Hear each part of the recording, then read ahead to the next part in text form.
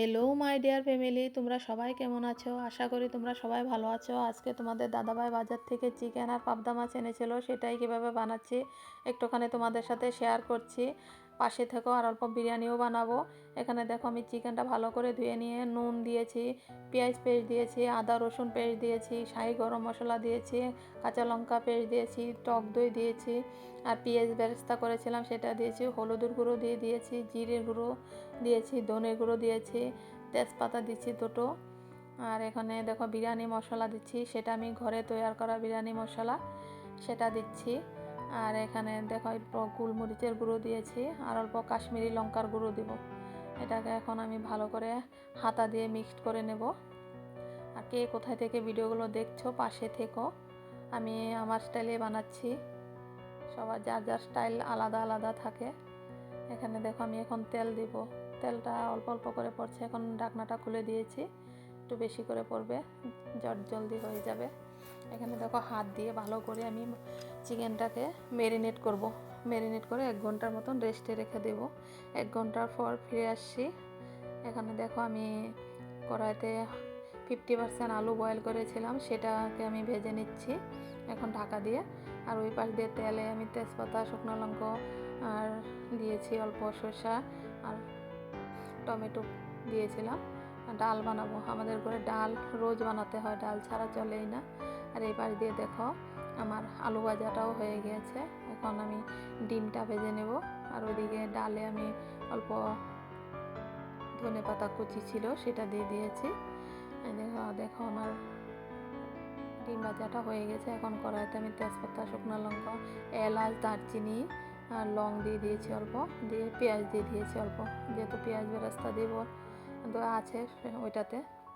এখন দেখো ওই পাশ দিয়ে আমি পাবদা মাছগুলো ভেজে নিচ্ছি ডেকে ডেকে, ভীষণ ফুটে, ভয় লাগে তার জন্য। এখানে দেখো আমি টমেটো দিয়ে দিয়েছি পেঁয়াজটাতে। আর পাবদা মাছগুলো হয়ে গেছে, অল্প অল্প ভাজবো, বেশি ভাজবো না, সেটা আমি কাজু বাদাম দিয়ে বানাবো। আর এখানে দেখো আমি চিকেনটা ভালো করে দিয়ে এখন কষিয়ে নিচ্ছি, ঢাকা দিয়ে দেবো। আর ওইদিকে পাবদা মাছগুলো হয়ে গিয়েছে। এখন তেলে আমি তেজপাতা দিব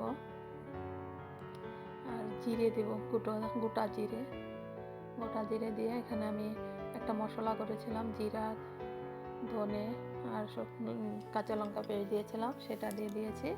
আর এখানে দেখো আমি কাজু বাদাম পেস্ট করে রেখেছিলাম, কাজু বাদাম, চালমগজ, অল্প সাদা তিল ছিল আর পোস্ত ছিল, সেটাকে আমি পেস্ট করে এখন দিয়ে দিয়েছি। এটাকে ভালো করে এখন কষিয়ে আমি পাবদা মাছটা বানিয়ে নেব। আর এখানে দেখো আমার চিকেনটা কষানো হচ্ছে। আর ওইদিকে পাবদা মাছের ঝোলটা হয়ে যাবে। মাছগুলো এখন দিয়ে দিয়েছি। এখন অল্প কসুরি মেথি ছিল, সেটা আমি হাতে ম্যাশ করে দিয়ে দিয়েছি। আমার পাবদা মাছটা হয়ে গেছে। দেখো কীরকম হয়েছে কমেন্টে জানিও। আর এখানে আমি বিরিয়ানির ভাতটা বসিয়ে দিয়েছি। আর আমার চিকেনটা হয়ে গেছে, একটুখানি জল গরম করে রেখেছিলাম, সেটা এখন দিয়ে দিব অল্প, এটাকে আবার ঢেকে রেখে দেব। আর এদিকে বিরিয়ানিতে আমি এলাচ, দারচিনি, লং, জায়ফল, জয়ত্রী আর স্টার এনিস, বড় এলাচ, একটু তেল আর অল্প মিঠা আতর, কেওড়া জল, এগুলো দিয়ে দিয়েছি জলটাতে। আর এদিকে দেখো দুধে অল্প আমি বিরিয়ানি এসেন্স দিয়েছি, মিঠা আতর দিয়ে দিয়েছি, কেওড়া জল দিয়েছি, গোলাপ জল দিয়েছি। এটা আমি পরে দমে দেব। আর এখানে দেখো আমি চিকেনটা হয়ে গেছে। আর এখন আলুটা অল্প অল্প দিয়ে দিয়েছি, মশলাটা ঢুকে যাবে। এখন ঢাকা দিয়ে দেবো। আর ওইদিকে চাউলটা দিয়ে দিয়েছি বিরিয়ানি বানানোর জন্য। চাউলটা আমি 70% বয়েল করব, আর বাকিটা দমে বসাবো। আর এখানে দেখো আমি আলুগুলো, মশলাটা ঢুকে গেছে, আমি এটা নামিয়ে নিচ্ছি। এখন মাংসটা হয়ে গেছে, এটা নামিয়ে নিচ্ছি। আর এখানে দেখো আমার ভাতটা হয়ে গেছে। আর আমি এটা ভাতটা একটা গামলাতে রেখে দিয়েছিলাম। এখানটায় আমি এখন বিরিয়ানির লেয়ার দেবো। প্রথমে গ্রেভি দিয়েছি অল্প চিকেনের, আর এখানে অল্প ভাত দিয়েছি, আবার অল্প চিকেন দেব, আবার ভাত দিব, প্রত্যেকটা লেয়ারে এইভাবে দেবো আমি। এখন আলুগুলো দিচ্ছি। তোমরা কে কীভাবে বানাও কমেন্টে জানিও। অল্প বিরিয়ানি মশলা দিচ্ছি, ডিমটা দিচ্ছি, আবার ভাত দিব। এখন পেঁয়াজ বেরেস্তা দিয়েছি, একটু বিরিয়ানি মশলা দিয়েছি, আর যেই জলটা গুলেছিলাম কেওড়া জলে মিঠা আতরের বিরিয়ানি এসেন্সের দিয়ে এটা এখন দমে রেখে দিচ্ছি 20 মিনিটের জন্য। আমার হয়ে গেছে বিরিয়ানি। এখন তোমাদের দাদাভাইকে বলছি এটা অল্প মিক্সড করে দাও, আমি পারছি না, ভীষণ গরম। দেখো কেমন হয়েছে, কিন্তু খেতে ভীষণ টেস্ট হয়েছে। তোমরা এভাবে বানিয়ে খেও।